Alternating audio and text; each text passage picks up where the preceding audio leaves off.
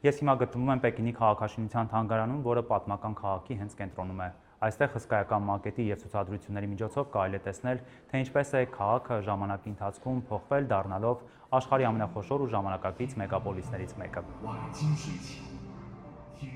Ահա Պեկինի սրտում գտնվող արգելված քաղաքը պատմական կենտրոնի ամենակարևոր հատվածներից մեկը։ Թանգարանի այս մակետում շատ ավելի պարզ է դառնում, թե ինչ դիրք է այն զբաղեցրել հին Պեկինի կառուցվածքում եւ ինչպես է հենց դրա շուրջ ձևավորվել մայրաքաղաքի պատմական առանցքը։ Արգելված քաղաքի կառուցվածքը նույնպես առանձնահատուկ է հստակ համաչափությամբ, կենտրոնական առանցքով եւ իրար հաջորդող պալատական համալիրներով։ Իսկ այս փոքրացված տարբերակը հնարավորություն է տալիս միանգամից ամբողջական պատկերացում կազմել, թե ինչպես է կազմակերպված կայսերական Պեկինը։ Բայց այստեղ ներկայացված Պեկինը միայն պատմությունը չէ։ Մակետների հաջորդ հատվածներում արդեն տեսնում ենք, թե ինչպես է քաղաքը ժամանակի ընթացքում փոխվել, ընդարձակվելով եւ վերածվելով ժամանակակից մեգապոլիսի։ Պատմական թաղամասերի կողքին այսօր արդեն բարձրահարկեր են լայն պողոտաներ, ժամանակակից բիզնես կենտրոններ եւ նոր քաղաքային շրջաններ։ Ու հենց այս համադրությունն է, որ Պեկինին առանձնահատուկ տեսք է տալիս։ Այստեղ հինն ու նորը ոչ թե պարզապես կողք կողքի են, այլ քաղաքի զարգացման միևնույն պատմության մաս են կազմում։ Այս թանգարանն էլ հենց այդ պատմությունը տեսնելու հնարավորություն է տալիս։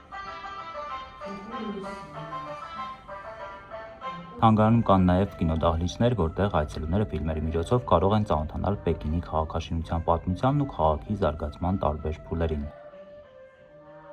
Այստեղ ամեն տարի գալիս են ոչ միայն տեղացիներ, այլև բազմաթիվ զբոսաշրջիկներ հասկանալու համար, թե ինչպես է կառուցվել, փոխվել ու զարգացել Չինաստանի մայրաքաղաքը, պահպանելով իր պատմական դիմագիծը եւ միաժամանակ շարունակելով վերածվել աշխարհի խոշորագույն ժամանակակից քաղաքներից մեկի։